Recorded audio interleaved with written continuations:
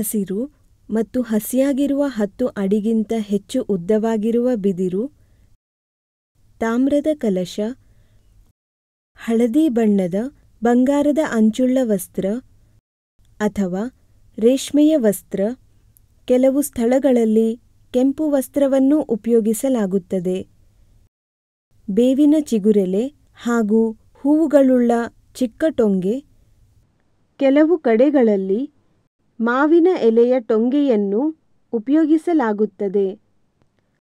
ಬತ್ತಾಸಿನ ಹಾರ ಮತ್ತು ಹೂವಿನ ಮಾಲೆ, ಧ್ವಜ ನಿಲ್ಲಿಸಲು ಒಂದು ಮಣೆ. ಈಗ ನಾವು ತಿಳಿದುಕೊಳ್ಳೋಣ ಬ್ರಹ್ಮಧ್ವಜವನ್ನು ಶೃಂಗರಿಸುವ ಪದ್ಧತಿ. ಮೊದಲು ಬಿದಿರನ್ನು ನೀರಿನಿಂದ ತೊಳೆದು ಒಣಬಟ್ಟೆಯಿಂದ ಒರೆಸಬೇಕು. ಈ ರೀತಿ ಹಳದಿ ವಸ್ತ್ರದ ನೆರಿಗೆಗಳನ್ನು ಮಾಡಬೇಕು. ಅದನ್ನು ಬಿದಿರಿನ ತುದಿಗೆ ಕಟ್ಟಬೇಕು. ಅದರ ಮೇಲೆ ಬೇವಿನ ಟೊಂಗೆ ಕಟ್ಟಬೇಕು.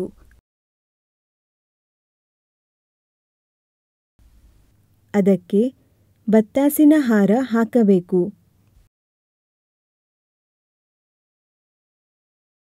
ಹೂವಿನ ಮಾಲೆ ಹಾಕಬೇಕು.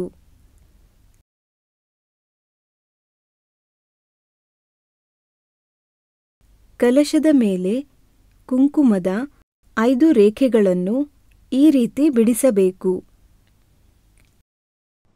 ಕೆಲವು ಕಡೆಗಳಲ್ಲಿ ಕುಂಕುಮದಿಂದ ಸ್ವಸ್ತಿಕವನ್ನು ಬಿಡಿಸಲಾಗುತ್ತದೆ. ಈ ಕಲಶವನ್ನು ಬಿದಿರಿನ ಮೇಲಿನ ತುದಿಗೆ ಕೆಳಮುಖವಾಗಿ ಇಡಬೇಕು. ಶೃಂಗರಿಸಿದ ಬ್ರಹ್ಮಧ್ವಜವನ್ನು ಮಣೆಯ ಮೇಲೆ ನಿಲ್ಲಿಸಿ ಆಧಾರಕ್ಕಾಗಿ ಹಗ್ಗದಿಂದ ಕಟ್ಟಬೇಕು.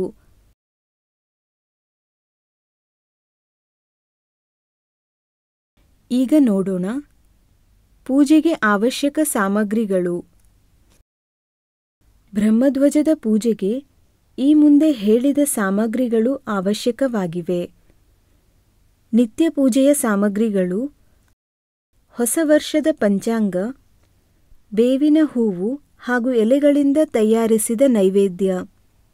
ಈ ನೈವೇದ್ಯವನ್ನು ತಯಾರಿಸಲು ಬೇವಿನ ಹೂವುಗಳು ಹಾಗೂ 10 ರಿಂದ 12 ಚಿಗುರೆಲೆಗಳು, 4 ಚಮಚ ನೆನೆದ ಕಡಲೆಬೇಳೆ, 1 ಚಮಚ ಜೀರಿಗೆ, 1 ಚಮಚ ಜೇನುತುಪ್ಪ ಹಾಗೂ ರುಚಿಗೆ ತಕ್ಕಷ್ಟು ಇಂಗು ಹಾಕಬೇಕು. ಈ ಎಲ್ಲ ಸಾಮಗ್ರಿಗಳನ್ನು ಒಟ್ಟಿಗೆ ಸೇರಿಸಿ ರುಬ್ಬಬೇಕು. ಹೀಗೆ ನೈವೇದ್ಯವನ್ನು ತಯಾರಿಸಬೇಕು.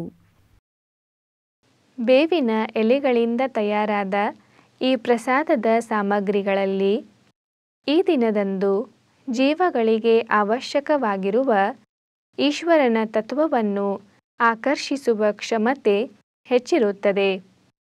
ಈ ಬಗ್ಗೆ ಹೆಚ್ಚಿನ ಮಾಹಿತಿಯನ್ನು ತಿಳಿದುಕೊಳ್ಳೋಣ ಒಂದು ಸೂಕ್ಷ್ಮ ಜ್ಞಾನದ ಚಿತ್ರದ ಮೂಲಕ.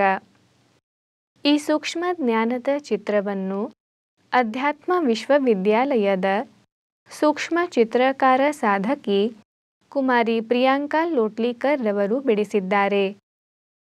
ಪ್ರಸಾದದಲ್ಲಿ ಶಕ್ತಿ, ಚೈತನ್ಯ ಮತ್ತು ಆನಂದದ ಲಹರಿಗಳು ಒಟ್ಟಿಗೆ ಆಕರ್ಷಿತವಾಗುತ್ತವೆ.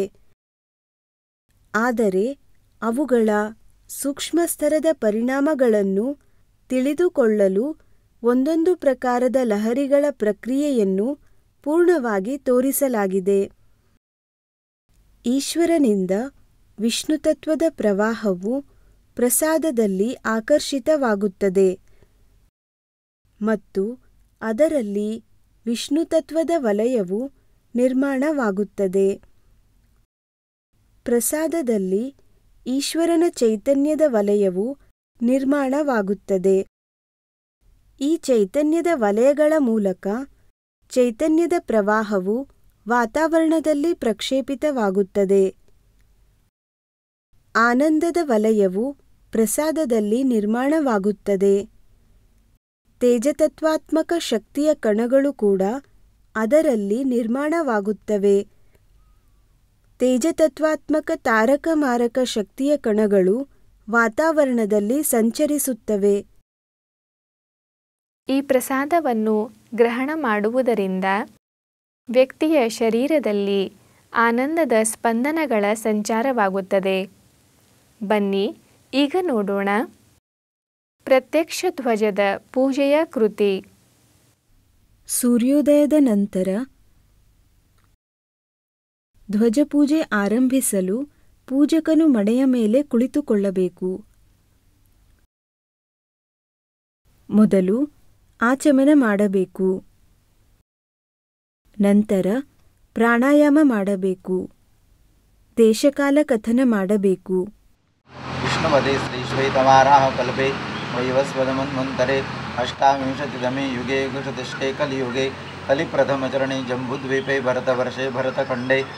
ನಂತರ ಧ್ವಜದ ಪೂಜೆಗೆ ಸಂಕಲ್ಪ ಮಾಡಬೇಕು. ಅಸ್ಮಿನ್ ಪ್ರಾಪ್ತೆ ನೂತನ ಸಂವತ್ಸರೆ ಅಸ್ಮದ್ಗೃಹೆ ಅಬ್ದಾಂತಃ ನಿತ್ಯ ಮಂಗಲ ಅವಾಪ್ತಯೇ ಧ್ವಜಾರೋಪಣ ಪೂರ್ವಕಂ ಪೂಜನಂ ತಥಾ ಆರೋಗ್ಯ ಅವಾಪ್ತಯೇ ನಿಂಬಪತ್ರ ಭಕ್ಷಣಂಚ ಕರಿಷ್ಯೆ. ಈಗ ಗಣಪತಿಯ ಪೂಜೆ ಮಾಡಬೇಕು. ನಂತರ ಕಲಶ, ಘಂಟೆ ಹಾಗೂ ದೀಪವನ್ನು ಪೂಜಿಸಿ. ತುಳಸಿಯ ಎಲೆಗಳಿಂದ ಪೂಜಾ ಸಾಮಗ್ರಿ, ಅಕ್ಕಪಕ್ಕದ ಸ್ಥಳ ಮತ್ತು ತನ್ನ ಮೇಲೆ ನೀರನ್ನು ಸಿಂಪಡಿಸಿಕೊಳ್ಳಬೇಕು. ಓಂ ಬ್ರಹ್ಮಧ್ವಜಾಯ ನಮಃ ಈ ಮಂತ್ರವನ್ನು ಉಚ್ಚರಿಸಿ ಧ್ವಜದ ಪೂಜೆಯನ್ನು ಪ್ರಾರಂಭಿಸಬೇಕು.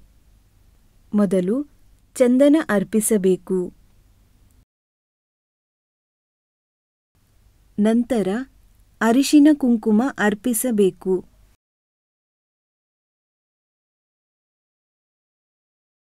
ಅಕ್ಷತೆಯನ್ನು ಅರ್ಪಿಸಬೇಕು. ಪುಷ್ಪ ಅರ್ಪಿಸಬೇಕು. ನಂತರ ಊದುಬತ್ತಿ ಬೆಳಗಬೇಕು. ನಂತರ ದೀಪ ಬೆಳಗಬೇಕು. ನೈವೇದ್ಯ ಅರ್ಪಿಸಬೇಕು. ಈಗ ಮುಂದಿನಂತೆ ಪ್ರಾರ್ಥನೆ ಮಾಡಬೇಕು. ಓಂ ಬ್ರಹ್ಮಧ್ವಜ ನಮಸ್ತೇಸ್ತು ಸರ್ವಾಭೀಷ್ಟಫಲಪ್ರದ ಪ್ರಾಪ್ತೇಸ್ಮಿನ್ ವತ್ಸರೆ ನಿತ್ಯಂ ಮದ್ಗೃಹೇ ಮಂಗಲಂ ಕುರು. ಪೂಜೆಯ ನಂತರ ಪರಿವಾರದೊಂದಿಗೆ ಪ್ರಾರ್ಥನೆಯನ್ನು ಮಾಡಬೇಕು. ಹೇ ಬ್ರಹ್ಮದೇವ, ಹೇ ವಿಷ್ಣು, ಈ ಧ್ವಜದ ಮಾಧ್ಯಮದಿಂದ ವಾತಾವರಣದಲ್ಲಿರುವ ಪ್ರಜಾಪತಿ, ಸೂರ್ಯ ಹಾಗೂ ಸಾತ್ವಿಕ ಲಹರಿಗಳನ್ನು ನನಗೆ ಗ್ರಹಿಸಲು ಸಾಧ್ಯವಾಗಲಿ. ಅವುಗಳಿಂದ ಸಿಗುವ ಶಕ್ತಿ ಹಾಗೂ ಚೈತನ್ಯವು ನಿರಂತರವಾಗಿ ಉಳಿದುಕೊಳ್ಳಲಿ. ಈ ಶಕ್ತಿಯು ನನ್ನ ಸಾಧನೆಗಾಗಿ ಉಪಯೋಗವಾಗಲಿ. ಇದೇ ನಿಮ್ಮ ಚರಣಗಳಲ್ಲಿ ಪ್ರಾರ್ಥನೆ. ಪ್ರಾರ್ಥನೆಯ ನಂತರ ಧ್ವಜಕ್ಕೆ ಅರ್ಪಿಸಲಾದ ಬೇವಿನ ಎಲೆಗಳ ನೈವೇದ್ಯವನ್ನು ಅಲ್ಲಿ ಉಪಸ್ಥಿತ ಎಲ್ಲರಿಗೆ ಪ್ರಸಾದವೆಂದು ಹಂಚಬೇಕು. ಅನಂತರ ಸ್ವತಃ ಸ್ವೀಕರಿಸಬೇಕು. ನಮ್ಮ ಸಂಪರ್ಕ 9342599299. ವಿದ್ಯುನ್ಮಾನ ಅಂಚೆ kannada satsanga@gmail.com